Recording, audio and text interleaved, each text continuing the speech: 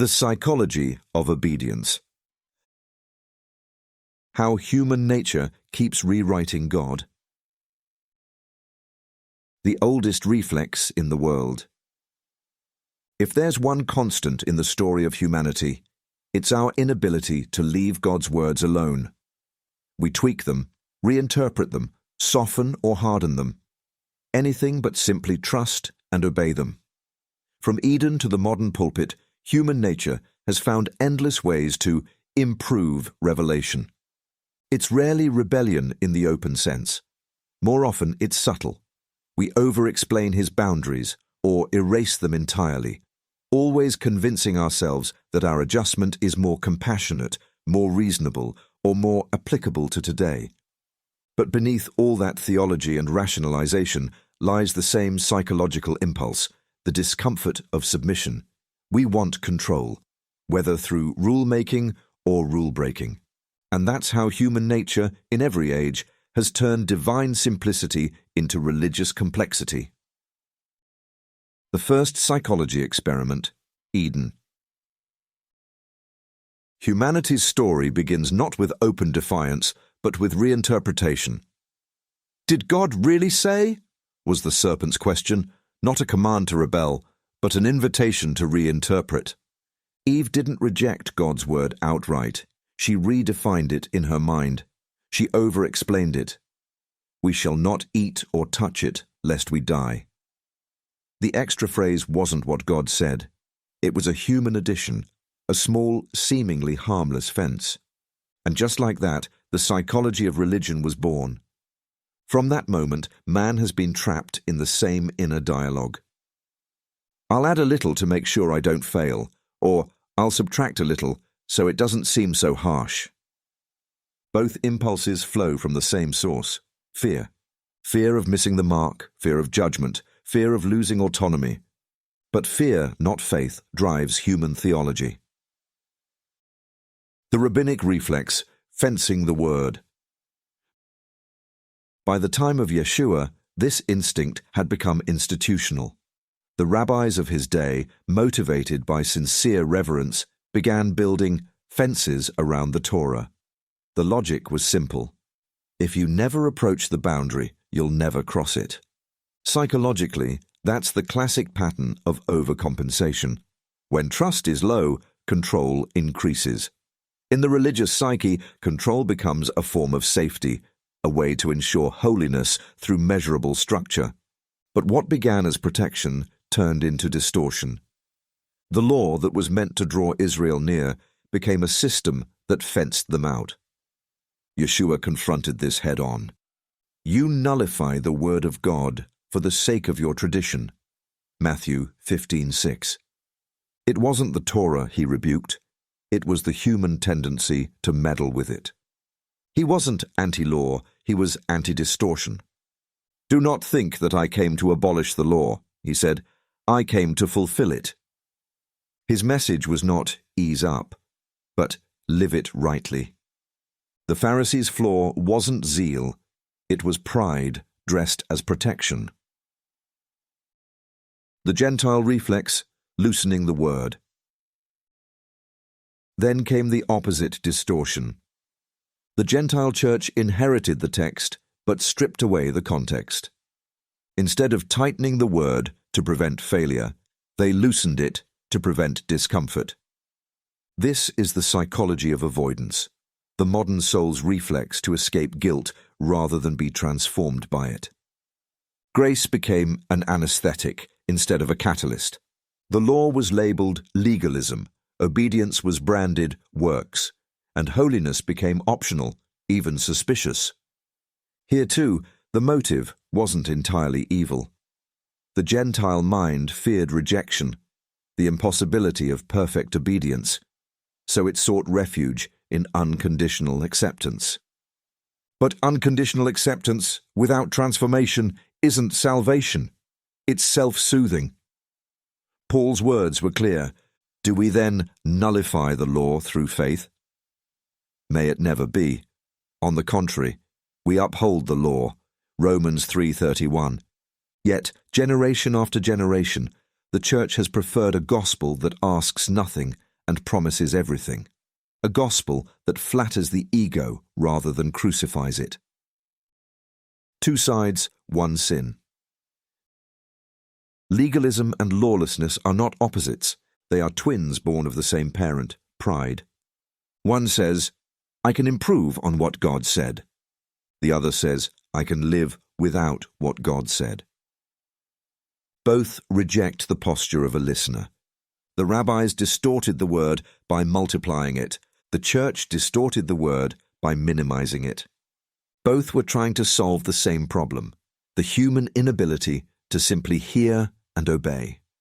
Yeshua's message shattered both systems. He called people back to something so ancient it felt revolutionary. Shema Yisrael. Listen, Israel. Don't reinterpret, don't reinvent, don't repackage, just listen. The psychology of control and comfort. When we strip away the religious language, this is psychology at its core. Humans respond to divine authority in two ways: control or comfort. Control says, I'll define holiness so I can measure it. Legalism. Comfort says, I'll redefine holiness so I can manage my guilt. Lawlessness. Both are survival strategies, the mind's way of managing the tension between a holy God and a fragile ego. But both are self-focused, not God-focused. The only true antidote is trust. Trust says, He is God, I am not. That's not a theological statement. It's a psychological surrender. Shabbat. God's remedy for human excess. This is exactly why God instituted Shabbat. Not as a religious token or cultural tradition, but as a psychological and spiritual safeguard, the divine boundary against man's endless striving. In 6 days God created. On the seventh He stopped. Not because He was tired, but because He knew humanity never would. Shabbat was His built-in correction to human nature, His way of teaching us that holiness isn't just doing, it's knowing when to stop. It's the antidote to both legalism and lawlessness. To the legalist, it says, you don't earn my favor by endless doing. To the lawless, it says, you don't honor me by endless indulgence. It's the weekly reminder that control is not obedience, and indulgence is not freedom. Shabbat is where we learn that enough is enough, that we are not God, and we don't need to be. But humanity still misses the lesson. We either turn rest into ritual or ignore it altogether. We schedule devotion like a meeting or replace it with distraction. And so, the very command designed to protect us from ourselves becomes another mirror of our inability to listen. Shabbat is not just rest. It is restraint, trust, and remembrance that the Creator, not the creature, defines completion. The quiet wisdom of Yeshua. Yeshua's teachings weren't abstract doctrine, they were psychological healing. He restored the mind to its proper posture before the Word. He didn't invent a new religion. He reoriented the human heart to the ancient rhythm of hearing and doing. My yoke is easy, and my burden is light, he said. Not because it demands less, but because it flows from love instead of fear. The moment we stop managing God's word and start trusting it, obedience becomes freedom. The human mind ceases its exhausting dance between guilt and pride, control and avoidance. It finally rests in what it was created for, communion. The eternal mirror. Look through history and you'll see it. Eden, reinterpretation. Sinai, overconfidence. Exile, self-redemption. Church age, self-release. Every epoch reveals a mirror of our own hearts, the same need to edit, justify, and reinterpret the voice of our Maker. And still, He whispers the same command. Shema. Listen, because listening is love's first act, and obedience is its echo. A word to the Gentile church. Gentile church, this is where you've missed the story. Your calling was never to replace Israel, but to reflect God's mercy back to her. Your job was not to build a new religion, but to demonstrate what it means to listen, to walk humbly in obedience so that Israel could see her covenant fulfilled in Messiah. Instead, you've done the opposite. You loosened the word until it lost its shape. You turned faith into feelings, grace into permission, and obedience into an optional accessory. You claim to love Israel's Messiah while rejecting Israel's covenant. Wake up, Gentile church. Your command to succeed is not to boast, but to listen, to show Israel what she's missing through your faithfulness, not your freedom. Do you think God documented Israel's failures in Scripture but turned a blind eye to yours? Do you imagine that the same God who disciplined his chosen people is indifferent to your disobedience? Or do you think you are better than Israel, when both of you stand on the same ground of human weakness, pride, and need for repentance? You were grafted in to provoke Israel to jealousy, not to pride. This is your moment to act responsibly, to return to the root, to honor the covenant you inherited instead of reshaping it to fit your comfort. God is not impressed with your liberty. He's looking for your loyalty. Wake up, Gentile church. The same God who judged Israel's arrogance is watching yours. The same covenant you call fulfilled still calls you to obedience. Binding and loosing, the final mirror. And here is the deeper layer, the one that ties the entire story together. When Yeshua said, "Whatever you bind on earth shall be bound in heaven, and whatever you loose on earth shall be loosed in heaven." Matthew 16:19. He was speaking in the language of rabbinic responsibility, not human authority. To bind was to forbid, to set a limit in alignment with heaven. To loose was to permit, to extend mercy and grace within God's will. It was never a license to alter divine truth.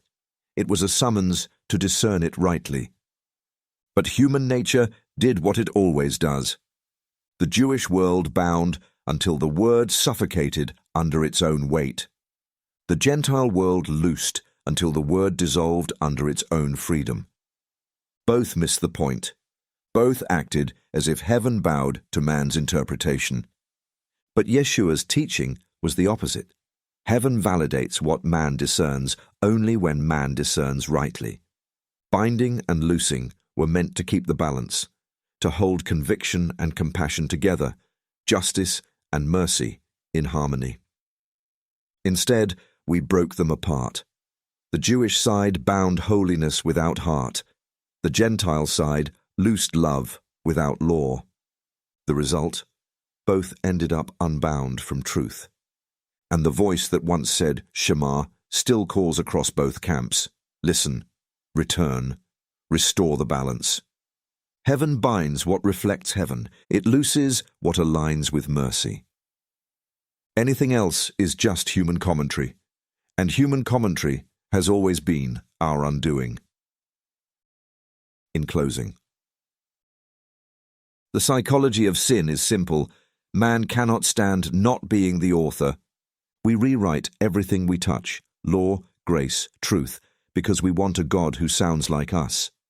But the moment we stop adding our commentary, the word begins to breathe again. It becomes what it always was, life itself. Salvation is not escape from obedience, it is restoration into it. To be saved is to be made whole, reconnected to the original design, man walking humbly with his God, without edits, without excuses. When human nature finally yields to divine nature, the story circles back to its beginning. To the Mount of Olives, where dust and divinity will meet again, and the shepherd's voice will call his flock from the garden of the world.